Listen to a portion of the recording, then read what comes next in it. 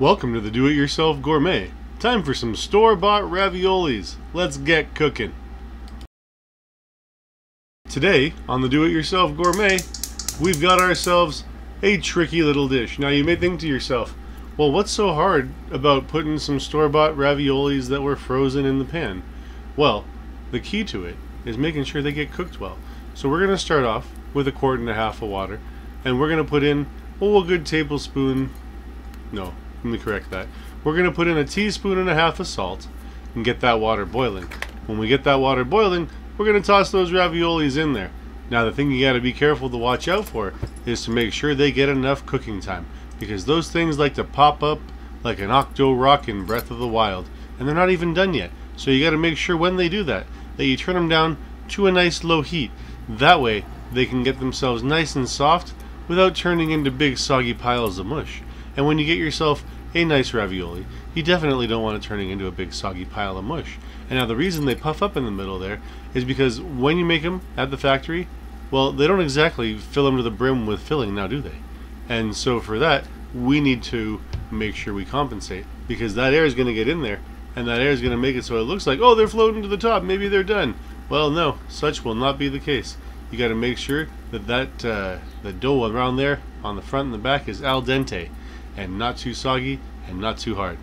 Now the total cooking time that you're going to be working with is about 7 to 8 minutes, and that'll give you a general range to figure on what you can expect to cook them for without having them get too soggy or without having them be too entirely hard. If you go to 9 minutes, they will be very soft, and anything more than that, you might find yourselves going to soggy town with the dough.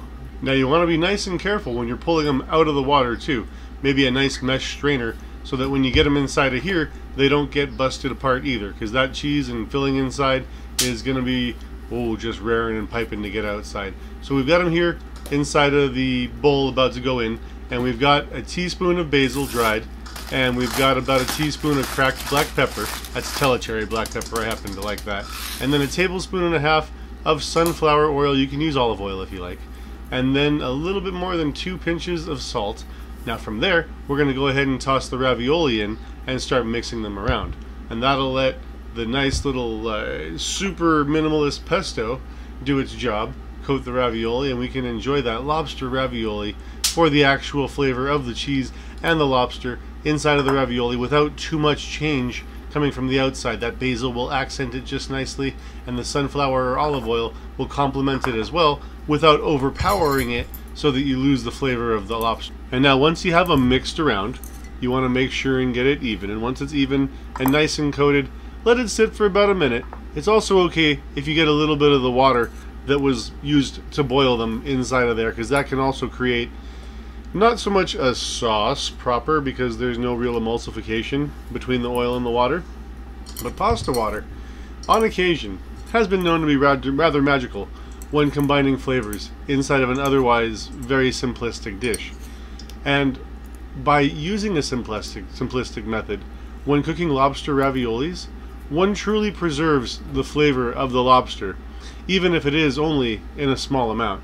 Now, as we lay them in slight and we lay them in gentle, we want to make sure that they have a nice coating of oil, and even if they don't, you're going to pour the extra in on top of it at the end, but you want some in between there, just like you would have butter or margarine, however you prefer, in between pancakes. And so layer them on top, make sure they're nice and whole and not stuck together, and you will be in the game. There goes the leftover sauce that goes right on top, and you've got yourself a lobster ravioli that is not too bad. Now if you make them yourself, make sure and stuff them full, of course, but that is how you handle a store-bought lobster ravioli from the freezer into the pan and onto the table, which then goes into our mouths. If we cut it open, we're going to see what happens. Take it a nice slice, and as you can see, the air bubble has had time to deflate, but in between we've got the lobster and the cheese, and that's just about it. Do it yourself gourmet, everybody. Thanks for watching, and we'll see you next time.